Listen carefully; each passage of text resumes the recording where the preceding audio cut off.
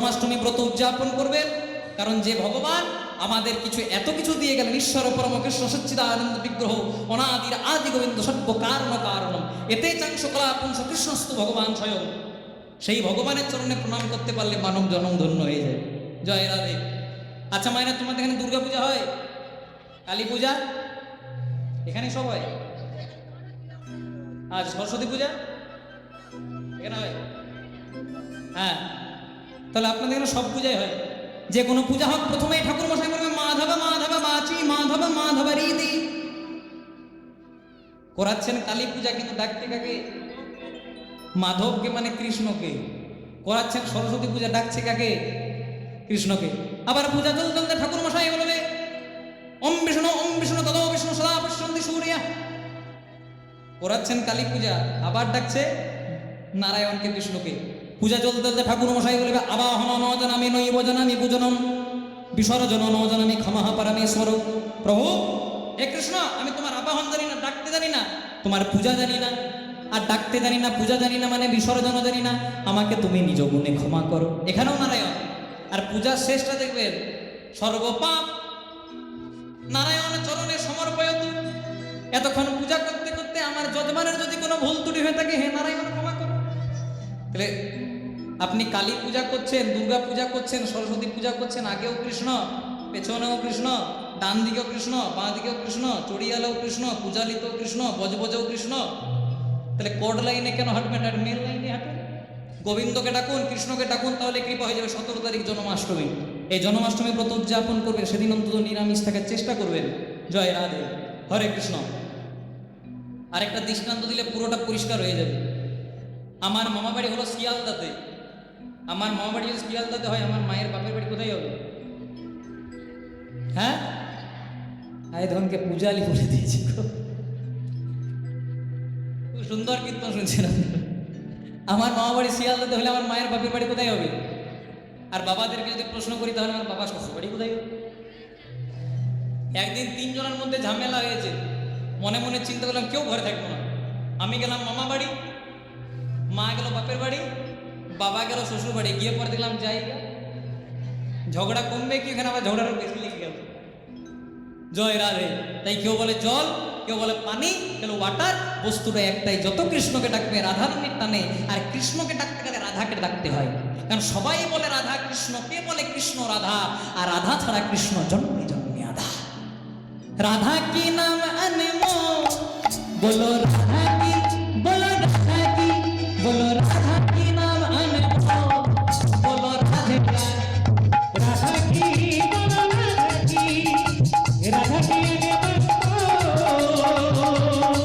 बोलो राधे राधे राधे राधे राधे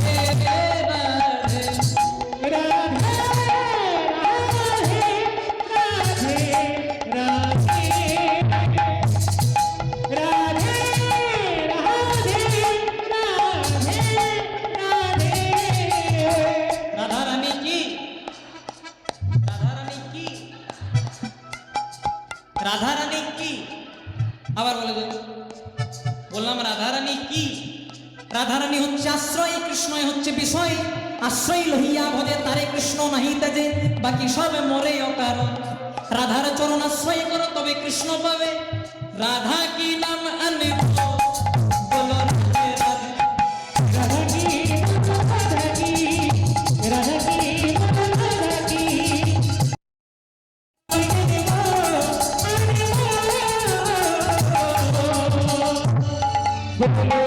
राधे अलबेली सरकार, ओ बोलो राधे राधे, अलबेली सरकार, बोलो राधे राधे, राधे अलबेली सरकार, बोलो राधे राधे, अलबेली सरकार, बोलो राधे राधे, राधे राधे राधे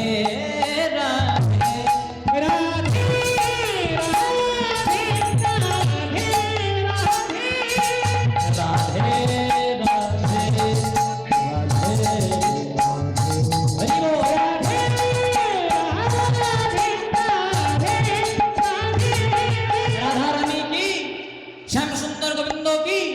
আপন আপন পিতা মাতা কি, নিজ নিজ গুরুদেব কি, আজকের হরি মাসুর কি, যার যার কীর্তন ভালো লাগছে না তার কি।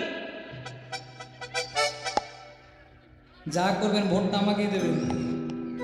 রাধে अलबेली सरकार बोलो राधे राधे।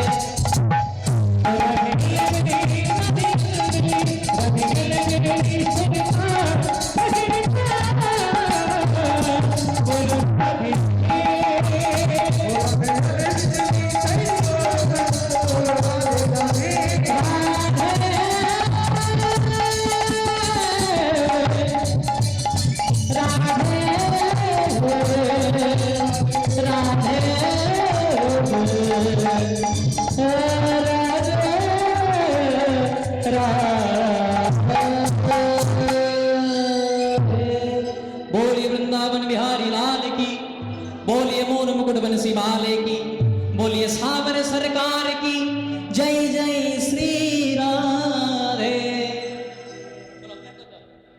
তাই আজকে সতীমা আমার নন্দী ভিঙ্গিকে সঙ্গে লয়ে বাবার বাড়িতে এসেছে। যেই না বাবার বাড়িতে এসেছে সেখানে ছিল সতীর মা প্রসূতি।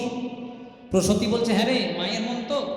প্রসূতি তো আর জানে না যে স্বামী সব জায়গায় নিমন্ত্রণ করেছে, আর বেছে বেছে আমার ছোট মেয়েটাকে বাদ দিয়েছি। তাই প্রসূতি বলছে, হ্যাঁ রে সতী, এতক্ষণ পরে এলি? তো দিদিরা কত আগে এসেছে, তুই এতক্ষণ পরে এলি?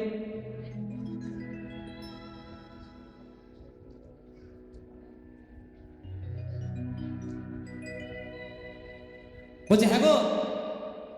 যেই না বলেছে, হ্যাঁ রে, তোর দিদিরা এতক্ষণ আগে এসেছিল, তুই এত পরে এলি? নিমন্ত্রণ করেছ মা, নিমন্ত্রণ করেছ, সব জায়গায় নিমন্ত্রণ করেছ, আর বেছে বেছে আমার পরম বৈষ্ণব স্বামীকে তোমরা বাদ দিয়েছ। এসেছি, তাও এসেছি। আমার স্বামী বলেছে বিনা নিমন্ত্রণে গুরু বাড়ি যেতে নেই, আমি তাও এসেছি। কেন? কারণ আমি জবাব চাইতে এসেছি আমার বাবার কাছে।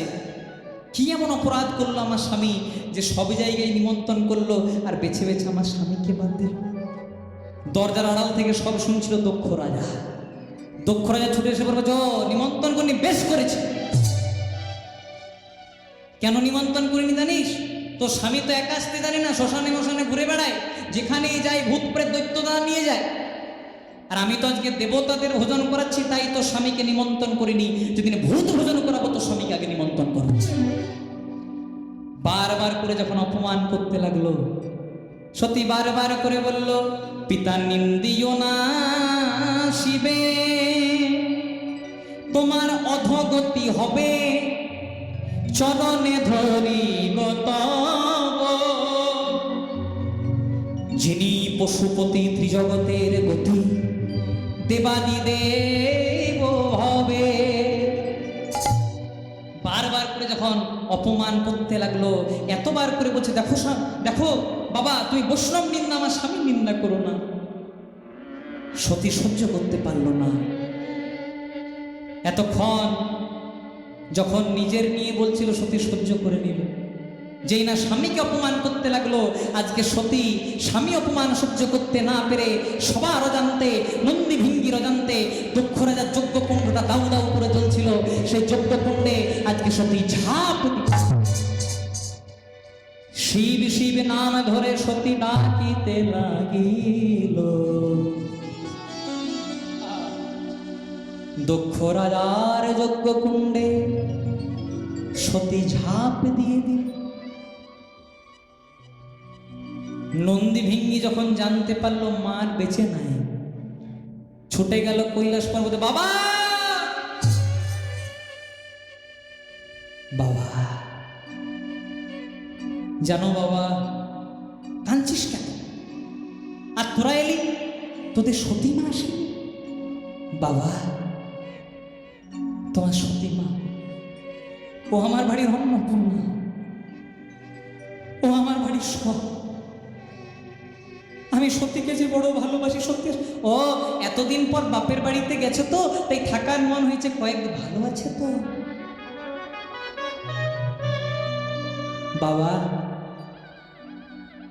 তুমি বলেছিলে যত্ন করে, তোমার সতীকে যেমন ভাবে নিয়ে গেছিলাম তেমন ভাবে এনে দিতে। ক্ষমা প্রার্থী, তুমি বোধহয় সহ্য করতে পারবে না। সতী কি করেছে জানো? যখন গেল বারবার করে তোমার শ্বশুর মশাই দক্ষ রাজা সতীকে অপমান করছিল, সহ্য করে নিল। যখন তোমার নিয়ে অপমান করতে থাকলো, স্বামী নিন্দা সহ্য করতে পারল না। সতীমা আমাদের অজান্তে দক্ষ রাজার যজ্ঞকুণ্ডে ঝাঁপ দিয়ে দিয়েছে। এতক্ষণ শিব ছিলেন শান্ত, এতক্ষণ ভৈরব ছিলেন শান্ত। এবার ভৈরব তার উগ্রমূর্তি ধারণ করলেন, আর শিব প্রধান্বিত হয়ে করলেন কি, ছিড়িয়া মাথার জটা ভূতলে ফেলি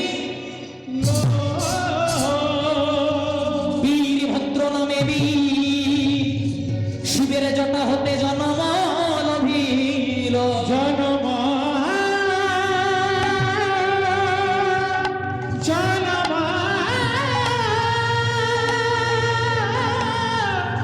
লভিল।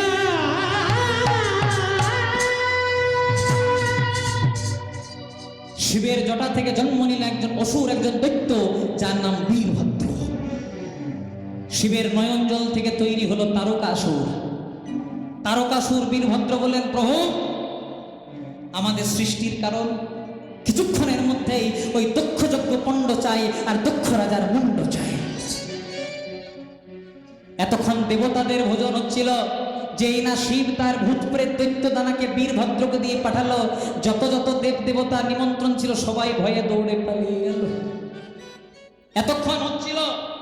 এতক্ষণ হচ্ছিল দেবতাদের ভোজন, আর শুরু হয়ে গেল ভূত ভোজন।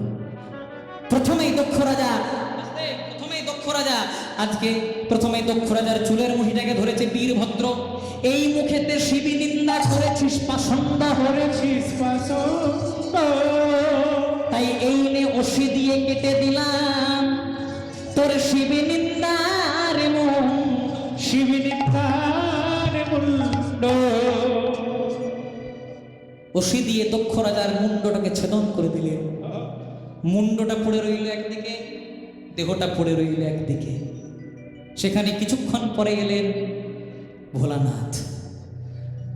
ভবম ভোলা মহাদেব নিত্য নিত্য আনন্দ ত্যাগ করে আজকে নয়নজলে বুক ভাসায় প্রবেশ করেছে দক্ষ যজ্ঞের কুণ্ডে। দেখছে দক্ষ রাজার মুন্ডটা একদিকে পড়ে আছে, দেহটা পড়ে আছে একদিকে। লীলা জগতে শিবের শাশুড়ি মায়ের নাম প্রসূতি। প্রসূতি বলল, ভোলানাথ লীলা জগতে আমি তোমার শাশুড়ি, তুমি আমার জামাতা, কিন্তু আমি তো জানি তুমি ভগবান। আমার স্বামী ধনে ফিরিয়ে দাও, আমার স্বামীকে ফিরিয়ে দাও।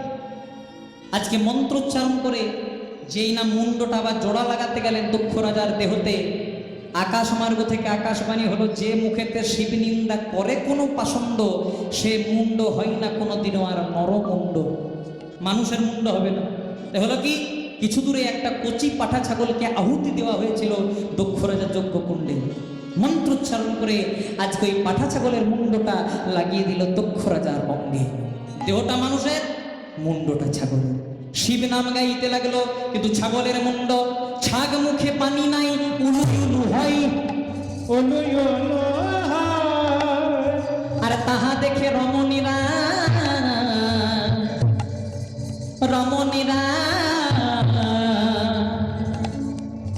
তারা হাসিল সয়ে।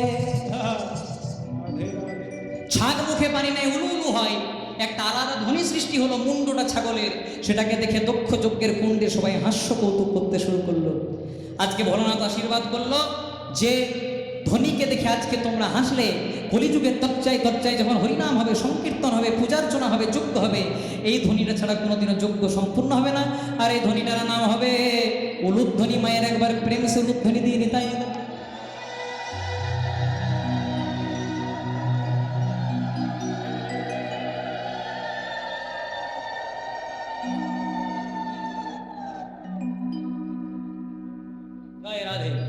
এবার শিবের আজ শিব করেছে কি, ওই সতীর মৃতদেহটাকে নিয়ে আজকে ভোলানাথ আমার উদ্দণ্ড নৃত্য শুরু করলেন।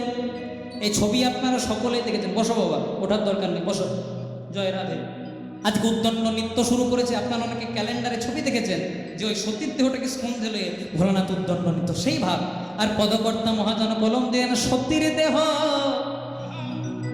স্কন্ধে করে নাচে দেব পঞ্চানন।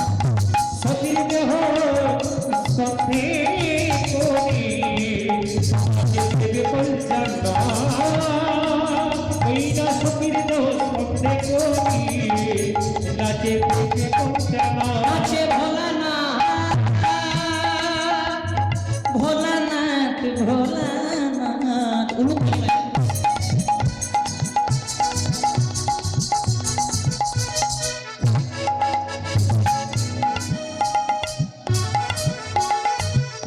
নাচে ভোলানাথ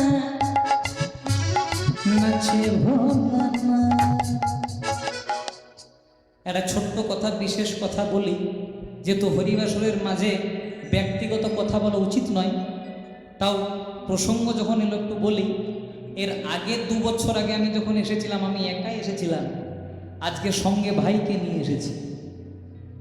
ও তো মাধ্যমিক দিয়েছে বছর, তোকে বললাম আমি তো পূজালিতে একবার গেছি, ভক্তদের কৃপা নিয়ে এসেছি। ওই ভক্তদের কৃপাতে আজকে এই অনুরাগ হয়েছে। জেলা দক্ষিণ 24 পরগনার তথাকথিত যত বড় মাপের হরিবাসর আমি সব জায়গাতেই যাই। ফাল্গুন, চৈত্র, বৈশাখ, মাঘ এই মাসগুলো আমি প্রায় আপনাদের এইখানেই থাকি, জেলা দক্ষিণ 24 পরগনা। আপনাদের অন্যে এখন আমরা প্রতিপালিত হচ্ছি। আমাদেরকে অনেকে প্রশ্ন করে, এত টাকা পয়সা নিয়ে করো কি? আমাদেরকে অনেকে প্রশ্ন করে। তো আপনাদের টাকা পয়সাগুলো নিয়ে এখন আমাদের ওখানে গিয়ে একটা আশ্রম করেছি, শ্রী শ্রী নিতাই গৌর রাধারমণ সেবাশ্রম। যারা হয়তো আমার সঙ্গে সোশ্যাল মিডিয়াতে আছেন, আপনারা অনেকে দেখেছেন। আপনাদের জেলা দক্ষিণ 24 পরগনা থেকেও মাসে প্রায় 20-25 জন ওখানে যায় দর্শন করতে। তাই আমিও আপনাদের কাছে হাত জোড় করে বলে যাই, ফ্রিতে ডাক্তারের ব্যবস্থা করেছি, সেটা মহাপ্রভুর কৃপা নিতাই চান জগিয়েছেন। এই টাকা পয়সাগুলো নিয়ে ওখানে দিই। এখন প্রত্যেক দিন প্রায় 50 জন ভক্ত সেবা হয়। শ্রাবণ মাসের প্রত্যেকটা সোমবারে আমাদের ওখানে সেবা হয়। তাই শ্রাবণ মাসের সোমবারে আমি কোথাও গান ধরি না। তাই আপনাদের কাছে আমি হাত জোড় করে একটা নিবেদন করব, যদি কোনোদিনও বাঁকুড়ার মাটিতে যান, অন্তত আমাকে ফোন করে একবার ওখানে প্রসাদ পেতে ভুলবেন না। শ্রী শ্রী নিতাই গৌর রাধারমণ সেবাশ্রম প্রত্যেক বছর 7ই পৌষ বার্ষিক অনুষ্ঠান হয়। বিভিন্ন নামি দামি কীর্তনীয়ারা ওখানে যান, কীর্তন পরিবেশন করেন। আপনারাও সকলে যাবেন, এই নিমন্ত্রণ করে গেলাম। কারণ আপনাদের পদধূলিতে আশ্রম আরও একটা বড় জায়গায় যাবে। নিতাই গৌর প্রেমানন্দে হরি হরি বল। তাই আমাকে যেমন আশীর্বাদের হাত বাড়িয়ে দিয়েছেন, এখন আপনাদের আশীর্বাদে আমি চতুর জায়গায় কীর্তন করে, বিদেশেও কীর্তন করেছি, তেমনি ভাইয়ের মাথাতে একটু হাতটা দেবেন, যেন দুজনে একই পথের প্রতীক হয়েছি, তো যেন কৃষ্ণানন্দে দিন কাটাতে পারি। নিতাই গৌর প্রেমানন্দে হরি বল। সতীর দেহ স্কন্ধে করে দেব পঞ্চানন। সতীর দেহ স্কন্ধে করে দেব পঞ্চানন। আমার আকাশ পথে নিত্য জুড়িল তখন। আকাশ পথে নিত্য জুড়িল তখন। আকাশ পথে নিত্য জুড়িল তখন। হর হর বম বম নাচে মহাকাল। হর হর বম বম নাচে মহাকাল।